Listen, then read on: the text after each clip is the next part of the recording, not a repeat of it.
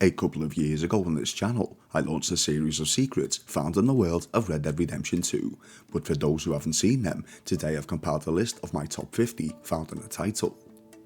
On a quick note, if you have already watched my previous series, you'll have seen all of these, so maybe this video won't be to your liking, but regardless, welcome to the video. You're listening to Phil of Filbee Gaming. If you enjoy the following, you all know what to do, and if you're new to the channel and haven't subscribed already, after watching, please consider doing so. Without any further delay, and please be aware of any major spoilers ahead for those who are yet to complete the story, let's get started. The Sun Worshipper. In the deserts of New Austin, the player can encounter, in a total of 12 different interactions, the character of Bob Brownlee, aka the Sun Worshipper. Mr. Brownlee claims to live without food or water and survive solely on the energy provided by the sun. With 3 days passing between each interaction, many speculate that the character is in fact a paranormal entity of sorts. Enjoy the sun! It's the one true God, you know. The Blue Jay. In the second portion of the epilogue, John, with the help of both Charles and Uncle, built his family home upon the lands of Beecher's Hope, awaiting the return of Abigail and their son, Jack. What some may not have noticed is that during the building scenes, a small blue jaybird is seemingly overseeing the construction.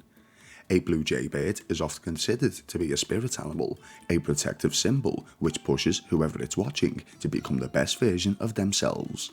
Many believe this to be the reincarnation of Arthur Morgan, watching carefully over John as he rebuilds his life. Ghost Train. In the southern regions of Lemoyne, if the player is lucky enough, they can encounter in the dead of night a ghost train as it traverses on by. This occurs only once during a playthrough and can often be very difficult to encounter. As to the story of the paranormal locomotive, this remains a mystery. The Native American Burial Site. In Big Valley, West Elizabeth, there's a shrine of sorts that gives most players the creeps. It's said that this burial site is considered holy and protected by the gods. What some may have missed is if the player attempts to damage this site by fire, the heavens will open up, raining down, extinguishing the flames as it protects this land.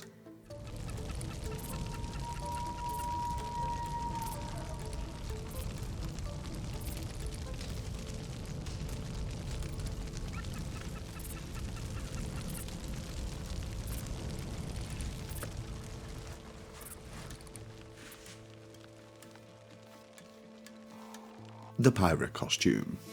There's a secret pirate costume set that can be acquired by collecting from 2 separate locations. The first where you can find a pirate hat, and the second where you can locate a pirate sword, fun for those wishing to play dress up. Uncle's Horse. In the epilogue, Uncle has a new horse which he's named the same as all the others, Nell, but this time with its respective number in line. What some may have missed is that this individual horse actually has a moustache, bearing a similarity to the unkempt nature of Uncle himself. The Fleeing Soldier. Found in the former battlefield of Boulder Glade, the player can uncover the remains of a soldier who's been caught trying to go AWOL and return to his wife back home. Upon his person, you can find a letter to said wife. Further investigating will lead you to a place known as Martha's Swain, where we find the remains of the widow, who herself has a letter addressed back, completing the full tale of this tragic story. The Witch's Hut. To the north in Amberino, one can uncover a small hut which is known to terrify locals.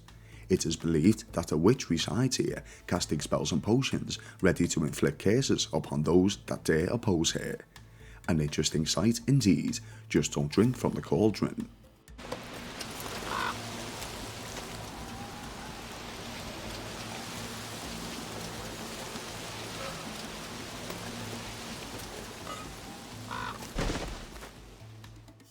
Dutch's Bounty.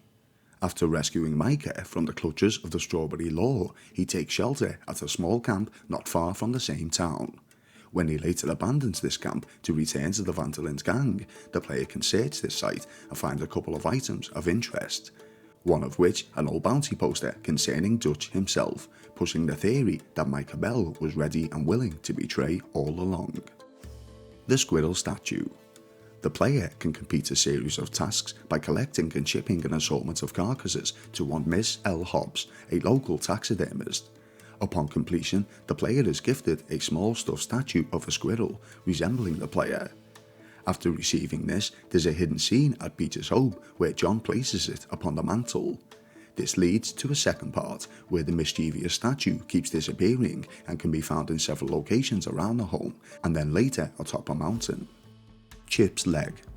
Many may recognize the character of Chip Cooper, the proprietor of the general store in the town of Strawberry, but what some may not have noticed is the disadvantage Chip has concerning his mobility. If the player is to inspect the man, you'll notice he has a prosthetic leg. Although the cause is unknown, given his age, it's possible this occurred during the Civil War. Bonnie McFarlane's Suitor. Spawning at several locations upon the beaches of the map, the player can find the apparent remains of a man washed ashore. Upon searching his person, you'll uncover that he hasn't quite passed yet and wants to hand you a letter addressed to one Miss Bonnie McFarlane. Most will recognise Bonnie as a predominant character from the original Red Dead Redemption game and as a contact in Red Dead Online. A nice little Easter egg to the original title. The Vampire. In the city of Saint-Denis, the player can uncover 5 separate scribblings, each written in a poetic manner. Finding all 5 will unlock a hidden interaction that occurs only between 1 and 2 AM, where the player can confront a deranged individual known as the Vampire.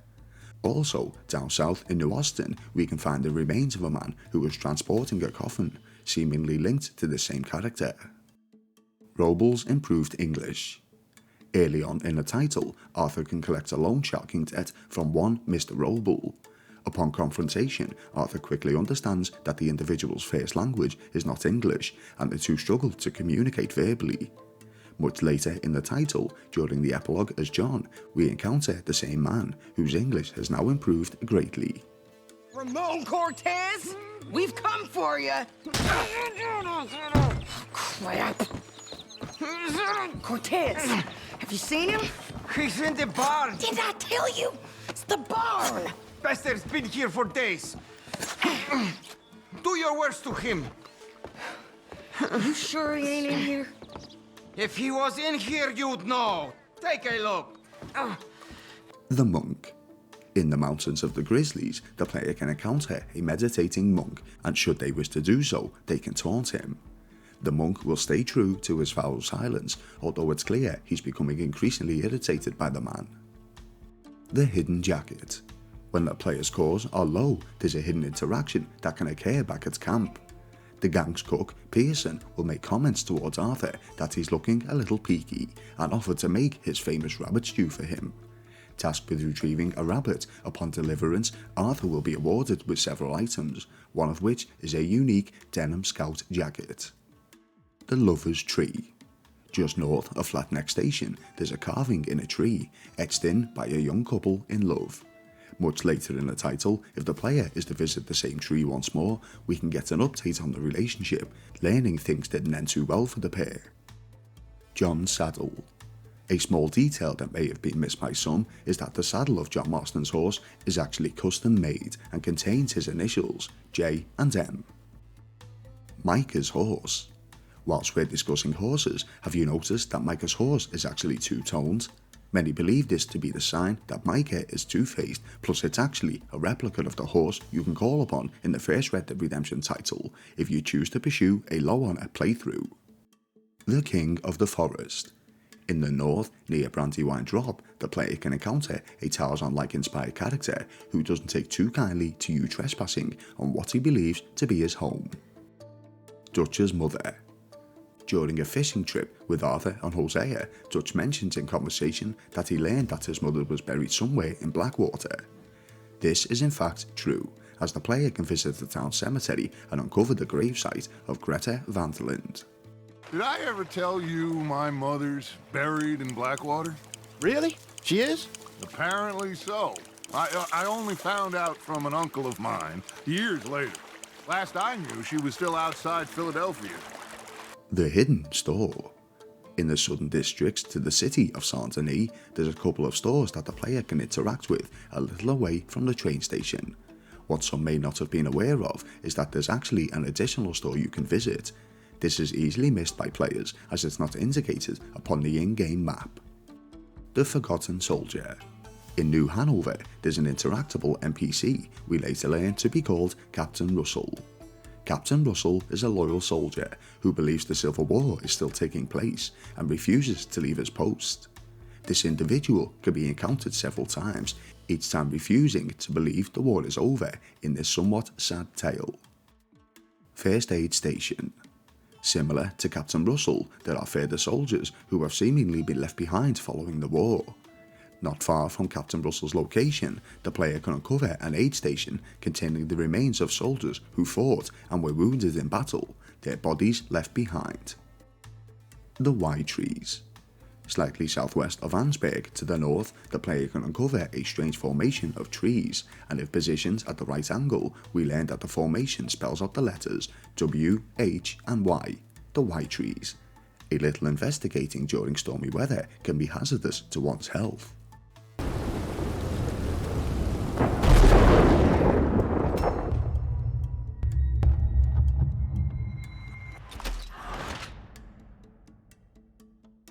One Shot Kid.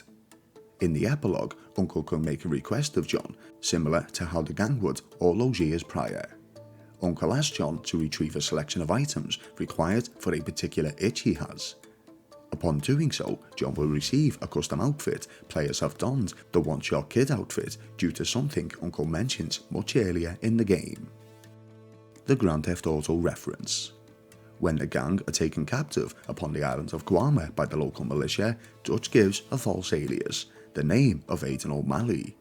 Although seemingly made up on the spot, this is actually the name given to a character from GTA 4, whom Nico deals with accordingly. Who are you? Senor, por favor, we are no one. What's your name? Aiden O'Malley. Is that so? What are you doing, Mr. O'Malley? Surviving. Old World Scripts. Just east of Ansberg, near the coast, the player can locate a strange stone etching known as the Old World Scripts. The scripting is written in Phoenician letters and translates to this: "We arrived by boat, beautiful land, gracious people, so we left them to live in peace." It is believed to have been inscribed by Norsemen from Scandinavia whom travelled to these lands. The Warped Tree. In New Hanover, on the outskirts of our farmlands, the player can locate the Warped Tree, and next to it a gravesite. There's little information on this location, but due to the damage caused to the tree itself, it appears to be the work of a lightning strike. The Feud explains. Behind the Braithwaite Manor is yet another etching in the bark of a tree. This one reads, "With the death adder spits." This clue is referring to a small set of islands off Copperhead Landing, where the player can uncover a lockbox containing a letter written explaining the original source of the long-time feud between the Braithwaite and Grey family. Where the death adder spits can be explained by opening the in-game map. Copperhead Landing, somewhat shaped like a snake, appears to be in spitting distance of said small islands. Jasper's Secret. In the town of Rhodes, the gun store owner, Jasper Feeney, has a dark secret. Held captive in the basement of his store is an innocent being held against his will. This tale is one of tragedy, as we learn through investigating that Jasper's own son had passed some time prior, and the store owner was trying to replicate a life he once had. I'm sorry. Please forgive me. I know it was wrong. I just couldn't face that he was gone.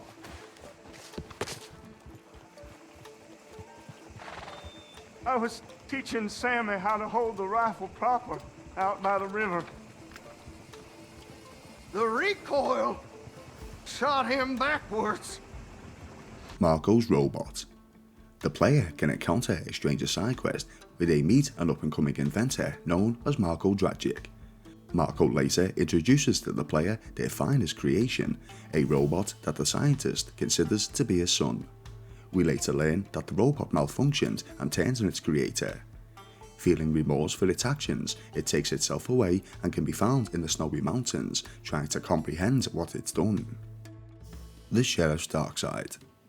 Curtis Malloy, the Sheriff of Valentine, has a deep and dark secret. We get a glimpse of an affair he's having with a lady named Maura early on in Chapter 2, but the story takes an even darker turn. During a missable interaction, the player can hear the result of said affair in Moira's final moments. You are a sad little small town, self-important rat of a man, you know that? A rat. A rat who thinks he's a cat. That's your problem. Go to hell.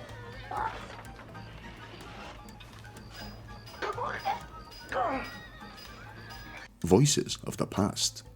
Whilst playing as John Marston during the epilogue, if John is to visit the former camps that were once inhabited by the Van Tillen's gang, he will remember the whispers of conversations once held during happier times. Just do one thing or another, not be two people at once, that's all I'm saying. It ain't that simple. You know that as well as anyone. The secret meetings. At 3 separate random interactions, the player can find a prejudicial group of individuals known as the KKK, whom congregate in the dead of night to meet and discuss their disgusting way of thinking. Unfinished burial. In the Cumberland Forest, slightly north of Carmody Dell, here lie the remains of what appears to be a treasure hunter. Next to the corpse is a half-completed job of burying a treasure container.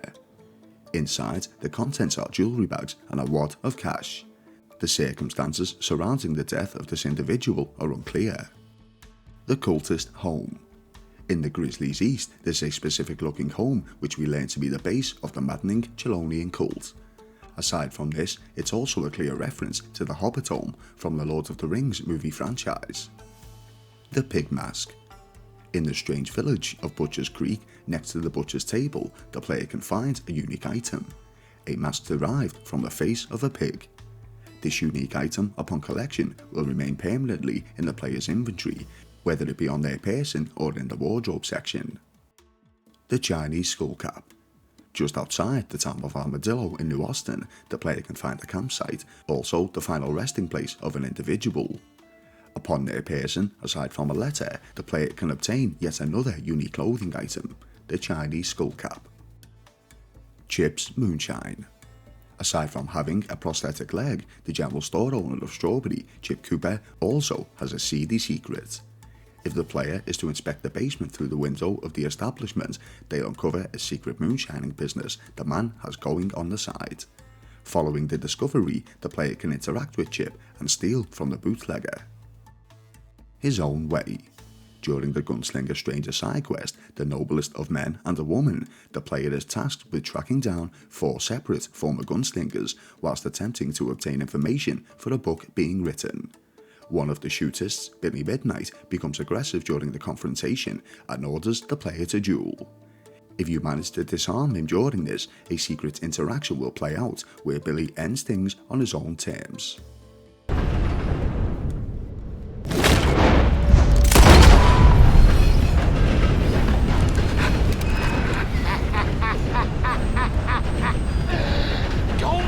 J.K. Rowling. In the town of Rhodes, the player can search a specific NPC and retrieve a letter. The letter informing the lady of a rejection to her idea of a novel about a young witch in England who enrolls in a boarding school is a clear and direct reference to author J.K. Rowling and the popular Harry Potter franchise. The Executed Prisoners. Just north of Blue Water Marsh and west of the Sisika Penitentiary, the player can uncover the remains of a chain gang, a group of escaped prisoners. What happened to these prisoners remains a mystery, but one could speculate that they either turned on each other whilst trying to survive, or law enforcement caught up with them and executed them all for their escape. The aircraft. Back in New Austin, the player can uncover a small aircraft that is now destroyed. An inscription reads Charles Kinnear. This is of course a reference to the plane enthusiast from the original Red Dead Redemption. Annie Edson Taylor. In the region of Amberino, at the base of the falls of Bacchus Bridge, lay the remains of a barreler who unfortunately didn't survive the attempted stunt. This is a reference to real-life stunt lady Anne Edson Taylor, who performed a very similar feat, plunging over Niagara Falls in a barrel. Thankfully, Edson Taylor survived. Disturbing sleep. In any town containing livestock, there's a hidden interaction you can perform with unexpected results. Whilst the sheep are sleeping, if the player whistles for their horse, this will disturb the animal's rest.